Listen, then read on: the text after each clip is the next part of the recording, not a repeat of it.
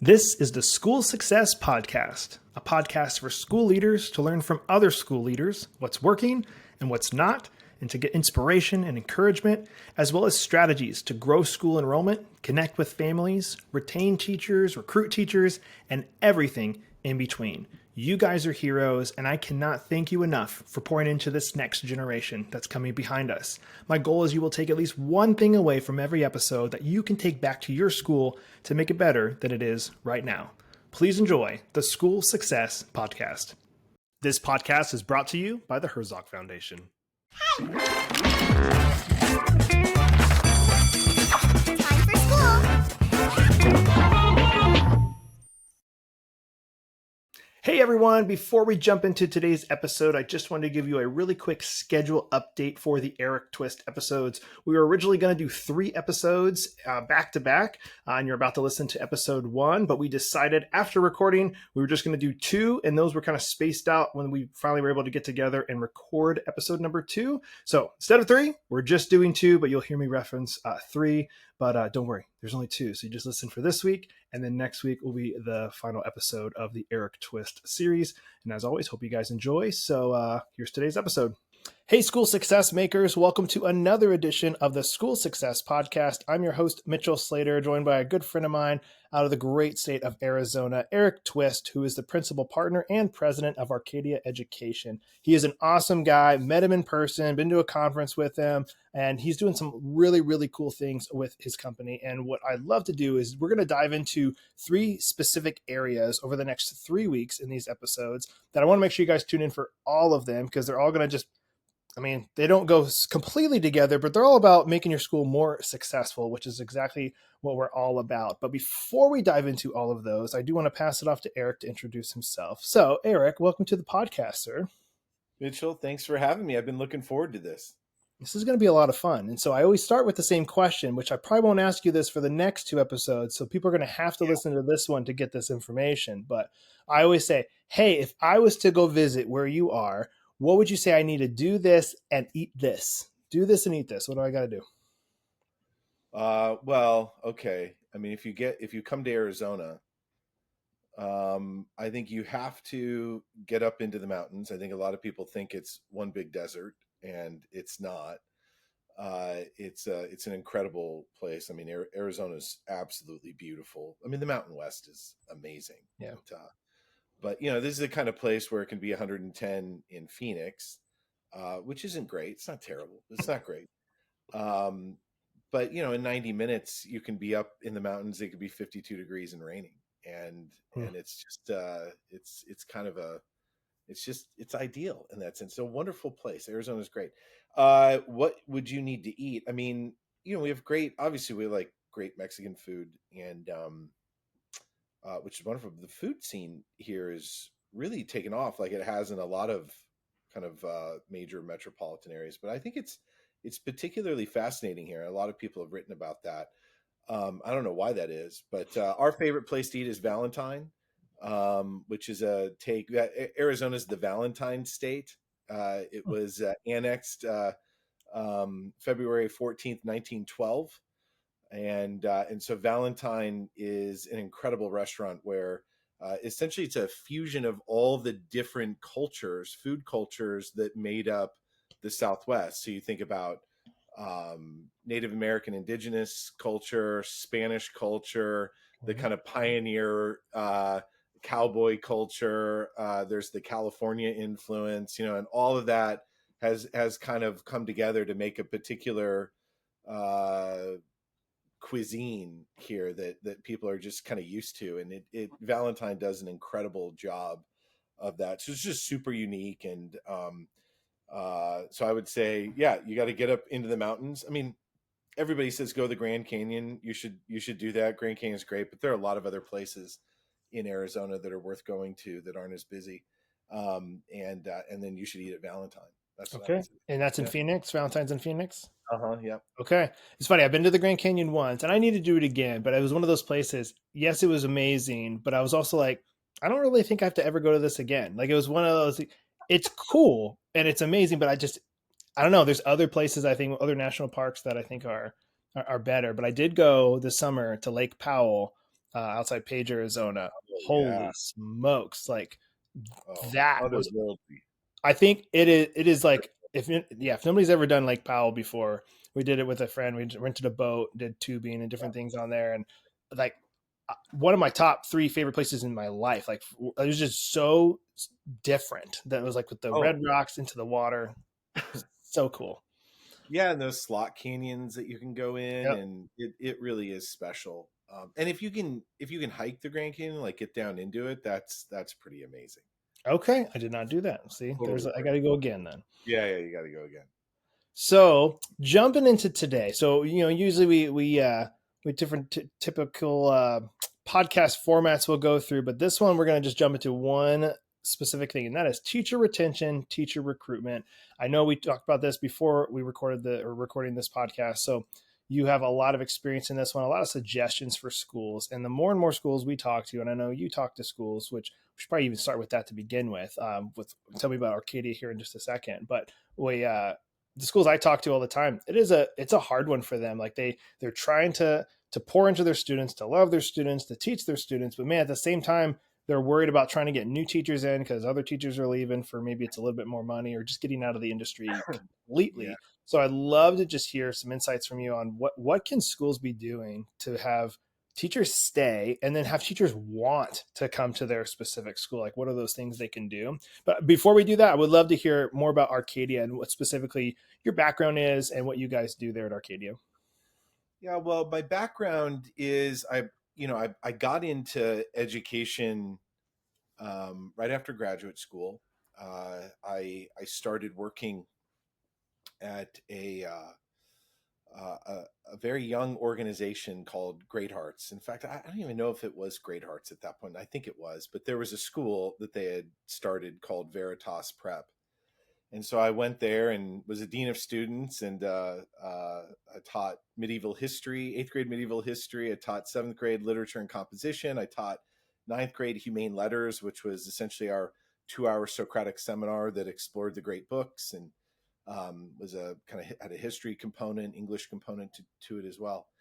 And that's where I really kind of cut my teeth on both classical education, which is really where I've spent most of my adult life, and then growing institutions. Like how do you build things at scale? And when I started working at Veritas, I think we had about there was one other school in the Great Heart system, Chandler Prep in town.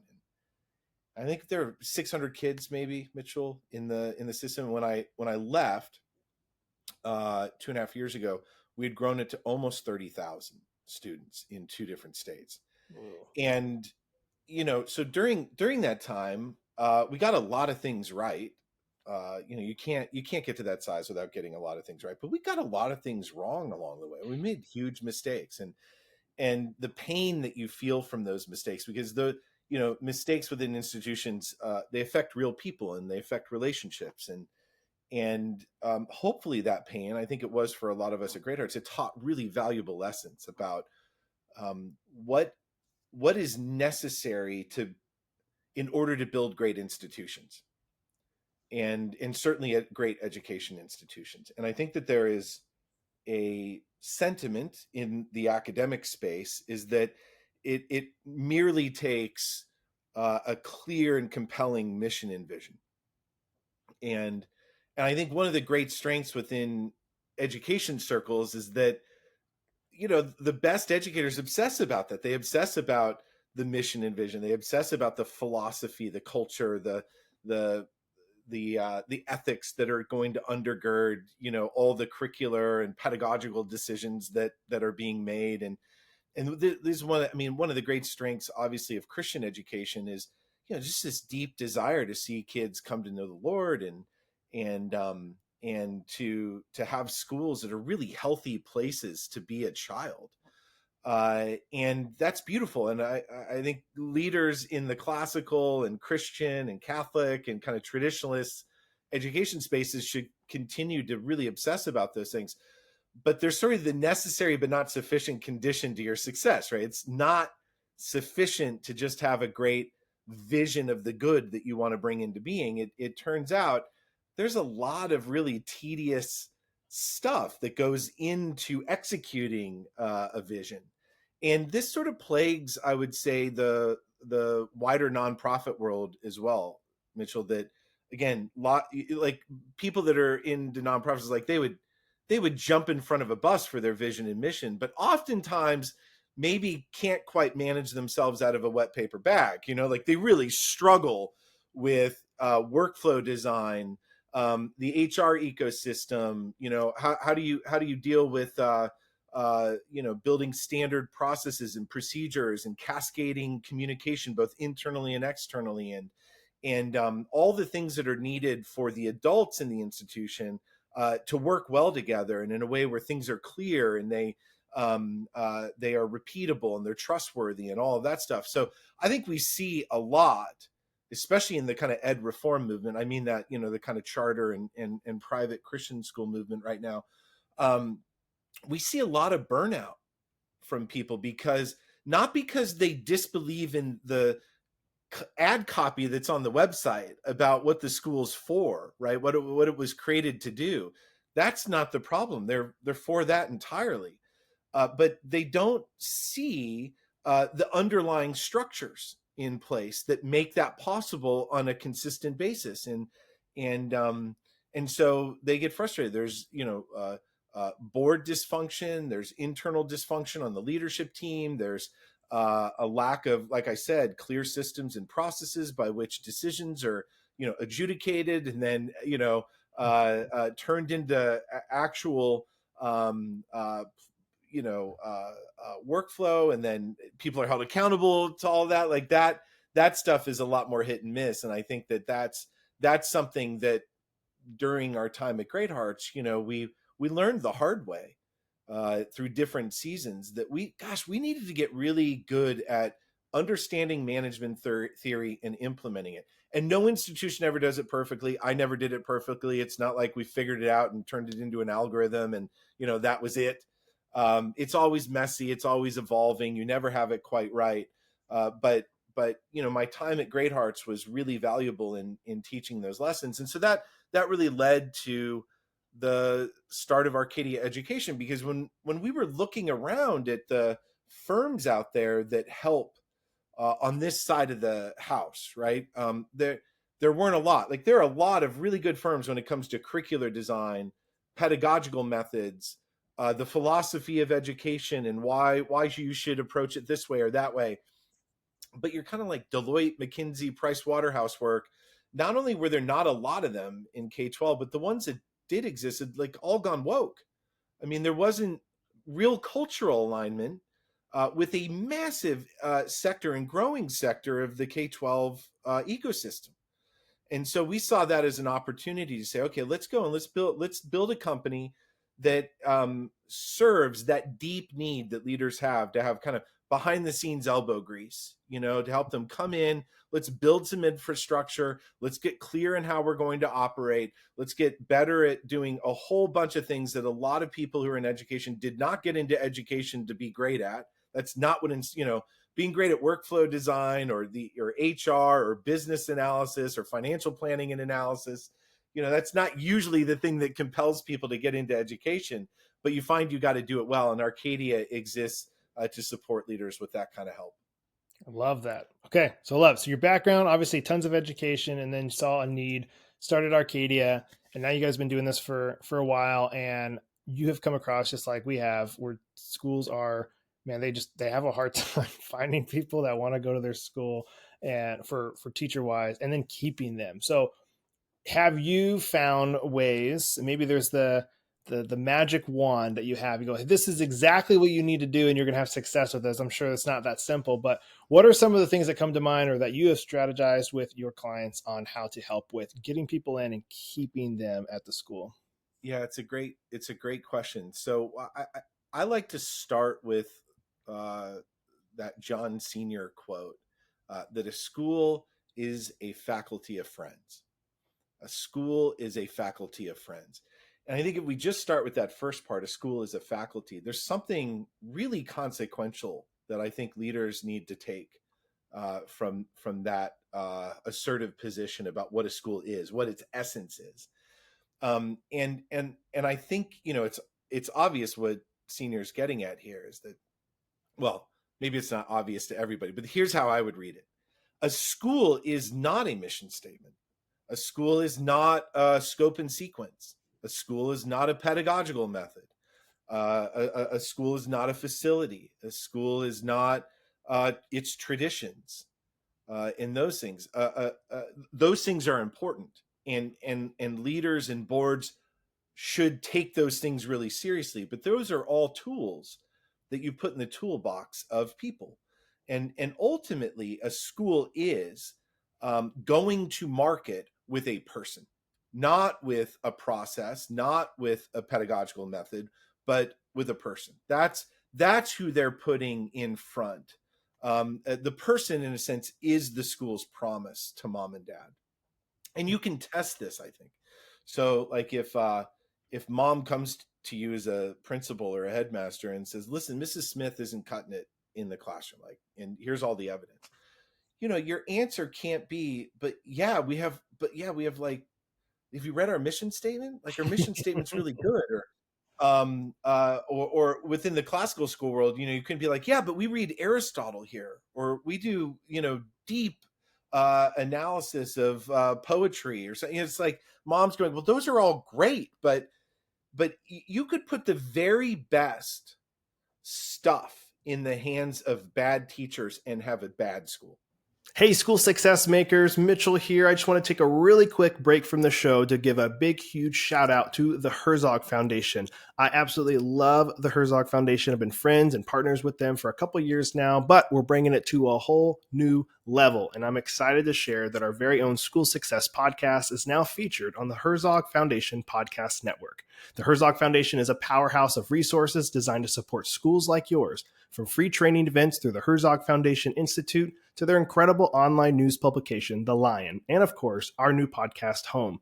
They have everything you need to stay informed and inspired.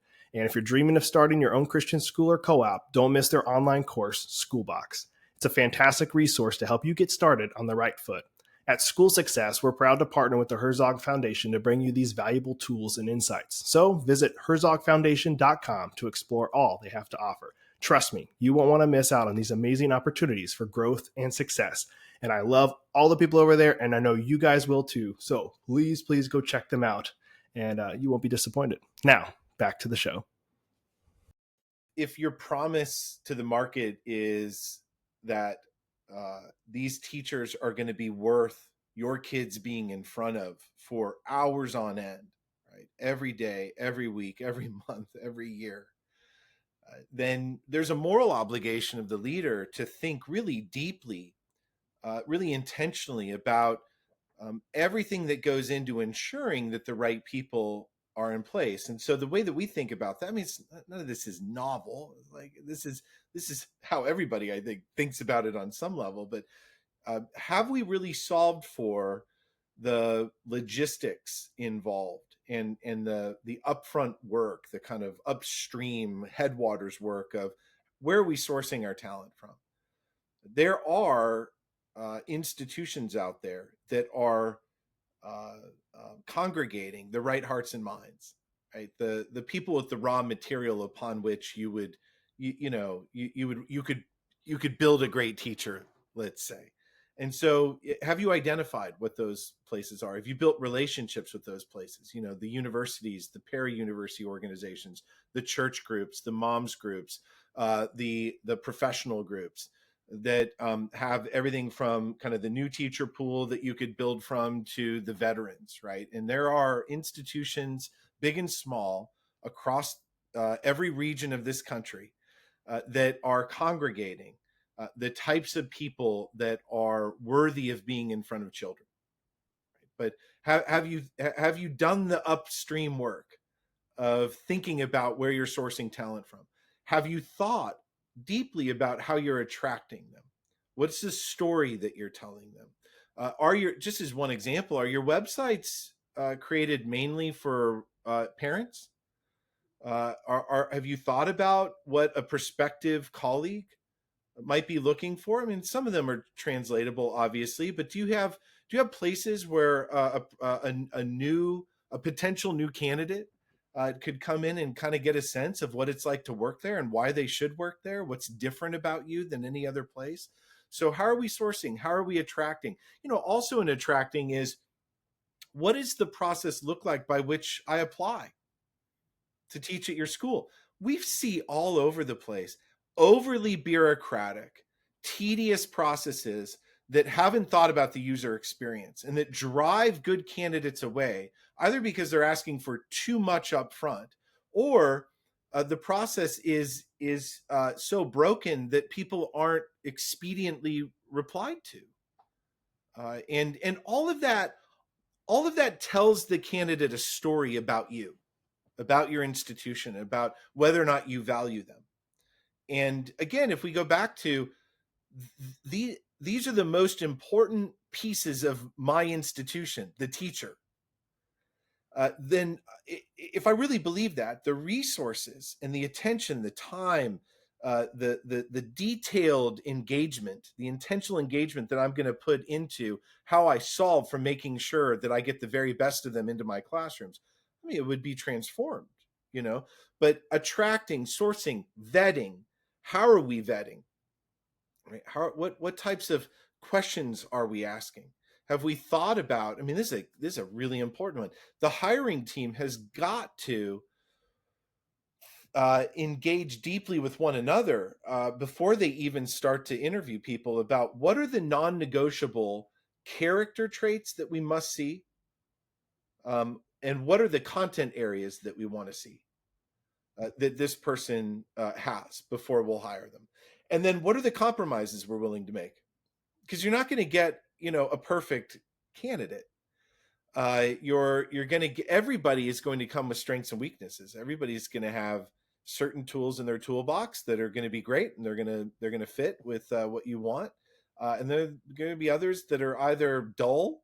Those tools have kind of dulled a little bit, or they don't exist, and you're going to have to solve for them. But have you thought clearly with one another about what that looks like, and then have you structured the way that you're vetting them to identify those things?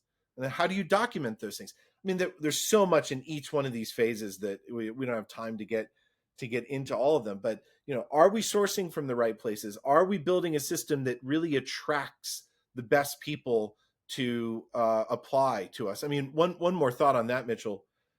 Especially Christian schools, classical schools, more let's say traditionalist schools, they should today be more and more unabashed about what they believe, about what they hold on to, about what they protect, about why their culture is different than the wider kind of school establishment culture and what's going on out there. That they take those things seriously, that they're not playing fast and loose, they're not trying to be all things to all people. That they know who they are, and they should speak about it with confidence in their copy, on their website, in the collateral that they have, in the way that they talk about themselves when they're attracting and vetting candidates, because that's attractive to the best candidates. Your best candidates want to know that you know who you are. And it also does this other thing. A good culture, it's always said, a good culture attracts and repels. And you want to repel people that don't align with your culture. And so often what happens is, because we don't do enough of the pre-work, the upstream work, and we put ourselves in these positions of having to scramble, that we're afraid, actually, to be totally honest about who we are and what we're looking for, because we might lose people, and we put ourselves into a position where it's now May or June or July, and we don't have everyone hired up, and we think, well, we've got to just take what we can get there, or that there's a sort of overall scarcity mindset, that there just aren't enough great candidates out there, and you just sort of have to just be ready to compromise well beyond what you otherwise would do. And I think that's wrong, by the way. I think we manufacture a lot of our own scarcity. Schools do individually. They manufacture it by not getting upstream and doing the requisite work of building the pipelines with the right institutions. They don't think about how they attract, and they aren't vetting well. And let me talk about the next parts of work that you got to care about. because it leads to not putting yourself in a kind of position of compromising. So if we're thinking about how we're vetting and the types of questions we need to be asking and how we're documenting the answer to those questions and other things. So not just asking questions, but the types of less formal, just personal engagement that's going on during the periods of trying to get to know whether or not you would hire this person. All the things that you're sort of looking for to make sure that they're a good fit for you. You're setting the conditions under which you're going to be able to clearly pour into them and care for them and develop them as people. So you want early on to identify what are their strengths, what are their weaknesses, what are the ways in which they want to develop as a person. You want to be absolutely clear with them about the strengths and weaknesses of your own school. That is missed all the time, by the way, because you think, oh no, we have to put the rose-colored glasses on them. We have to only talk about the things that are good. We have to only talk about how great it is to teach kindergarten in our institution, or how we have, it's such a different middle school than anywhere else, and you're gonna thrive in our middle school. And you think, okay, that's probably true on some of them, but they're going to be hard days, and there are going to be hard kids, and there's no middle school that's really thriving, by the way. I don't think anywhere. And so, how are we also building or preparing as a hiring team to be able to give honest answers about what they're likely to love about our school and what might frustrate them, what they need to come in with a realistic line of sight around. What are the parts of working for our school that might frustrate you? And because we don't have everything right. You want to set certain conditions, because if you are too Pollyannish at the beginning, if you were too rose-colored at the beginning, what you're doing is you're setting up that new colleague to enter unprepared to meet the reality of your institution, which is imperfect. But if you set up the conditions where they go, you know what, from the very beginning, they told me that, certain systems weren't exactly right, or, we had a certain demographic of kids or parents that was going to be frustrating, but that we were working on those systems, or that we're here to provide support for those things. And while the work is hard, it's incredibly fulfilling, and we help one another make sure that we get through those hard times and navigate them. And you'll never be left alone. But you need to come into our institution understanding what it's actually going to be like. That leads to so much greater retention, and so few leaders really think about that. They're not thinking about the interconnectedness of all of these different parts, right? We kind of silo each one of these things, and we don't think about the way in which we're talking about ourselves at the earliest stages of our engagement with a potential new colleague really set the conditions for the type of relationship we're going to have with them down the road. And so being intentional about when we start to have those conversations and share the reality of the work, and get clear on, this is another big piece, get clear on what we identify through that vetting process, what we identify as the candidate's strengths and the candidate's weaknesses, and be able to say, here's where I think you're going to struggle. Maybe you'll struggle because you're young, and everybody struggles when they're a young teacher, and you're going to need classroom management support. You're going to need pedagogical support, whatever it might be, conflict resolution support. You just start talking about that, and you say, this is going to be true of you, we believe, and we're going to build a professional development plan and supports to solve for those gaps, right? Because school's going to levy expectations upon you. And if it levies expectations upon you, it must resource you in order to meet those expectations. So we want to talk about that early. Same with veteran teachers. Veteran teachers are, especially the really good ones, they never want to stop growing. They never want to stop getting better. And so one of the ways that you attract them is by really identifying that you're going to be a place where they're going to be pushed, where there's no just skating. This is a place where you can get better in even if you're a 10, 20, 30-year veteran of teaching.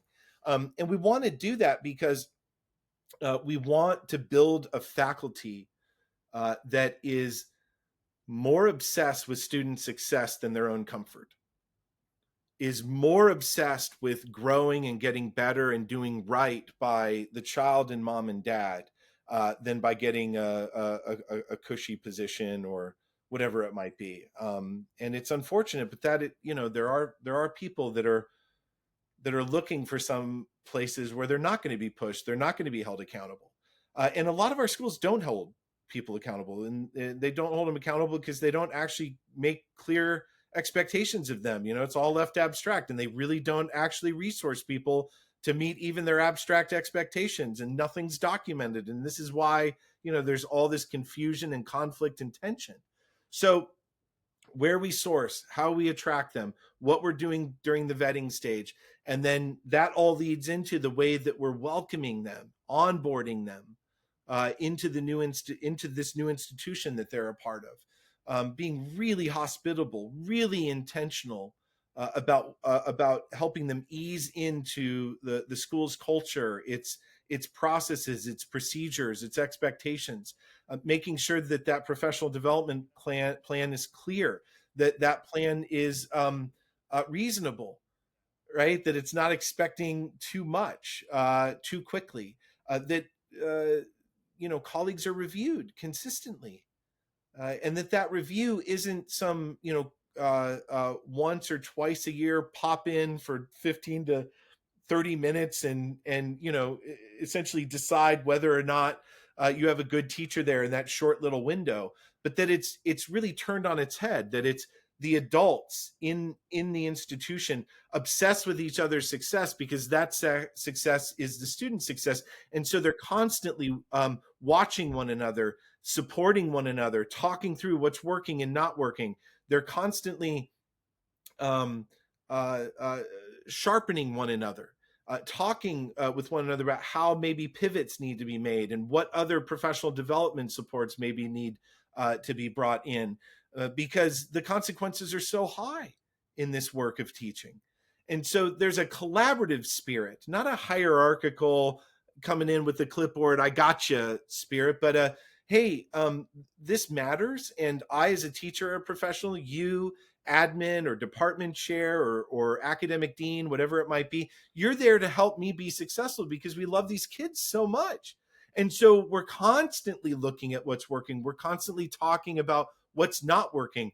We're collaborating together on building the right types of paths for the teacher in order to be successful in the classroom. And so if you look at this entire flow of connection and concern and commitment and care that's going on from the very moment of sourcing candidates to watching them teach in the classroom, and either promoting them, in different ways, praising, promoting, based on what successes they're having over a certain period of time, or terminating them. And oftentimes, there's that whole talk of hire slowly, fire fast, and it's really smart in some ways, right? And hire slowly doesn't mean, by the way, it needs to take months and months. It means it needs to be deliberate. But firing fast, I think this is an important part that school leaders need to understand more. Firing fast, that's not the right way to fire. That if that's what you have to do, then to the adults that are working together for success in the classroom, conflict or transparent conversations and collaboration about what needs to be changed. They've talked about it all with the idea that if you really do that, what should happen then is there comes a point where everybody who's working together for success in the classroom comes to understand it's just not working. Like it's not a good fit. So it doesn't come from left field.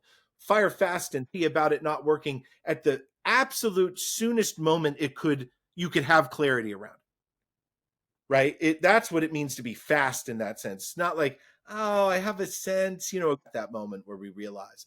And in that case, the other thing that's different is it usually means you never have to fire, helping you find another position somewhere else. Sometimes that can mean in the organization that it is possible. Sometimes like you're not a good fit for the classroom, but you might be a perfect fit to work the front office, or you'd be better off doing something in a different industry.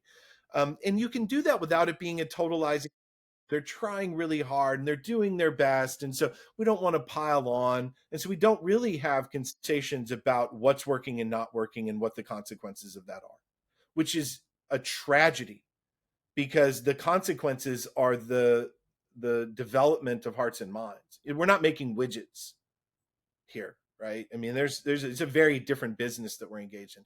And then one last point on this, and Pat Lencioni is really good on this. I'm pretty sure it's his, but you get people that say, well, I don't avoid conflict. I fire people all the time. Like, I'm not afraid to make the hard decision. Lencioni has this great line, maybe you've heard it, where they're not afraid of conflict. Firing is actually the last act of cowardice.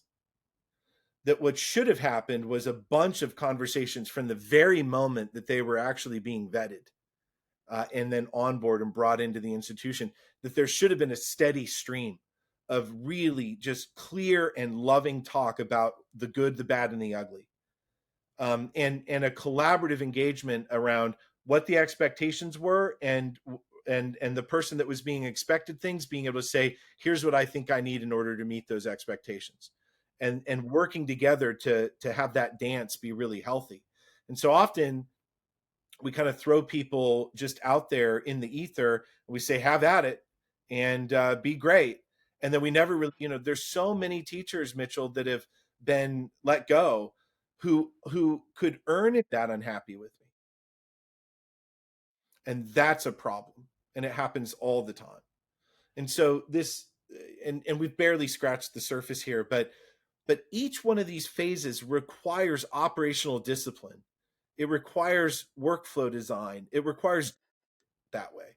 They may say that it's a priority, but they don't enact it in any substantial manner. Well, I mean, certainly it comes down from the head of school, the headmaster, the principal. Doesn't mean that there, depending on your scale, there's delegation that can take place. So at certain scales, you might sometimes assistant principals will deal with that, though oftentimes assistant principals are more like COOs. Certainly an academic dean or a dean of faculty is oftentimes used to be a person that kind of goes in and has particular pedagogical expertise, classroom management expertise, really understands the scope and sequence, understands kind of the pacing and all of that should be happening, the type of culture you want to see in the classroom. And so that's a good way that it can be designed. There's also schools that have department chairs and things like that. But the point, the deeper point here is that if we don't have adults, colleagues that are stepping into classrooms weekly and watching instruction, and then engaging with really honest and up the systems where that's happening, you're not, but almost as damaging is that you're not really going to see the good stuff that's happening, so you won't be able to give truly substantive praise. And a lot of praise that's given out in schools today is really abstract, kind of it's cheap praise, and people know that when you praise them that way, that you don't really know them. You don't really have anything substantive to say about the actual nuance of the hard work that they're putting in and the real advancement that they're making. When you're in there and you see it, you can see the actual advancement, and you can name it. That sometimes is more powerful than a bonus for the culture of a school. Hey, I just want to take a really quick break from the podcast to highlight one of our amazing partners and sponsors, ClassReach. If you're a new school administrator or founder and are struggling to keep up with all the hassles of planting a new school, like collecting tuition, communicating with parents, or handling student data, then you need ClassReach. ClassReach is the all-in-one software that helps with everything from admissions and tuition to classroom management and parent communications. Sign up for a free consultation with one of their school specialists and see how ClassReach can help your school grow today. You guys can check them out online, classreach.com. They are a kingdom-minded company, and I love their leadership team there. I've become friends with a lot of them. They truly are a great company. I support them, and I love them, and you guys will love them too. Check them out at classreach.com. Now, back to the show. you know, Sally, I see just so much joy in your classroom, and it's just so fun. It's just great to see that, and you're just such a fun colleague, and love your spirit. You have great spirit. Probably true, right? But imagine someone says, "Hey,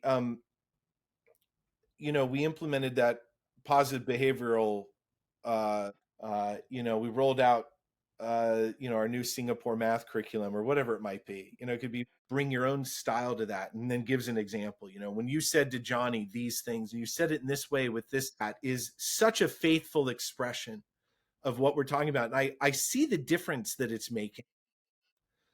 And uh, praise and accountability have to be acts of love. And the thing about love is that you can't love an abstraction. Like, you can't love humanity. You can't love an inanimate object, even. I mean, but you can love another person, a distinct individual, and that's what we're craving. Actually, are we known? Because in order to be loved, we have to first be known. And praise and accountability are all sort of they're expressions. If they're done right, they're expressions of true love, and they feel so false, or so vile, when they're given from a place of a lack of knowledge, when they're not intentional and substantive. It reminds me, Mitchell, that another mistake that we make, especially as school leaders, and I did it, oh my gosh, I did it, is I would ignore my best teachers. You have your own standard, and the school should have a high standard for everybody. It's sort of what we were saying before, that your best people are hungry to develop, to get better, and they want your time, they want your attention, and it's really important to give it to them, because the last thing you want to do is lose your best teachers. Right, they are an anchor. And it reminds me, there's sort of a larger institutional principle here, that most people are familiar with, but that kind of law of thirds in any organization, where you have a third they're on board with the mission. They're yeses, right? They are trustworthy. They're all about what's going on. They're pouring into it. They're wonderful, right? Everything's clicking. You have a third, and this is a generalization, but you have a third that are no's. They're no's, and they're not on board. They kind of maybe begrudgingly submit, right, to everything, and they're kind of a pain in the butt, and they're not really happy to be there. They might be compliant and all that stuff, but they're no's. I mean, it, they know it, they're no's. And then you have a third in the middle, waiting to see who gets your energy. And there is a temptation to try to turn your no's into yeses. And that's what a lot of leaders think. I mean, it's a challenge. Like, I'm going to go get those no's because I love what we're doing. I believe in it. And if I'm just eloquent enough, if I spend more what we're about. And most of the time that's folly, absolute folly, because one, you're unlikely to turn the no's. And I'm sure there's plenty of psychological literature out there that explains why this is, but you're unlikely to turn the nose. But there's something more destructive that happens when the leader takes up that challenge and focuses on the nose, is that the people in the middle, waiting, just addressing their concerns, trying to make marginal changes here and there to make them happy. I mean, maybe they have a point. And two, if you want to get the leader's attention, you got to be in the no camp. Okay. Well, let's do this, because this episode has been awesome and it's been really informative. But I feel like maybe some school leaders who are listening go, I love all of this. What's my next step? What's something I can do? Could we break down what you've shared into, like, I know it's putting you on the spot, three things, like they leave in from here. What are three things I can do today, like tomorrow, to help with teacher retention, teacher recruitment? And maybe it's one big thing for each one. Like, how can you better recruit? how can you better retain? Because I want to make sure, one of the biggest things I've always said about the podcast at the end, usually my outro, is I'll say, my goal is you take at least one thing away from every episode that you can take back to your school to make it better than it is right now. And so I don't want them to go, wow, that was just a great episode. Kind of like when we go to church, like that was a great sermon. And then you get right back to your day and you don't do anything to make yourself better. So what is, if you could, it's one thing from each camp, or what's something we can break it down so they can leave with actionable steps? Well, I mean, obviously, come to believe that your school is fundamentally a faculty. That's the most important part of your school. It's the most important thing to focus on. Coming from that, you have to build the structures, the systems, the practices. That if you don't have a process for that, if it's not, as they say, it's not real until it's written down that a school is a faculty. So you've got to understand that. You've got to build the structures that actually make that belief existential, right? That you're acting against. The school leader is to care for the adults. So I'll say this. The culture of a school is always downstream of the adult culture of that school. Always. And the adult culture of your school is always downstream of its leadership culture. I love it. Okay. I think those are actionable steps that schools take and use. So I've loved this episode. I'm looking forward to two more episodes that we're going to record for this mini three podcast series. So I'll do a simple sign off with you, but we're going to do this for every episode. So, but Erik, thank you for taking time to hop on for teacher recruitment, teacher retention. I'm hoping schools are able to take this, and as I think they will be able to, and to make that better in their schools, because if they make that better, it just makes everything else better as well. But before I sign off, if people want to get in touch with you or your company for the different things you guys do, what's the best way they can get in touch with you? 𝒂𝒕𝒕𝒓𝒂𝒂𝒂𝒡.com, 𝒂𝒕𝒕𝒕.com is where you can find us. And we're on LinkedIn and we're on Twitter, I think, and maybe other places, but we're out there. You can find us. Perfect. All right. I hope they can contact you soon. And thanks for being on. I'll see you on the next episode. Great. Thanks, Mitchell.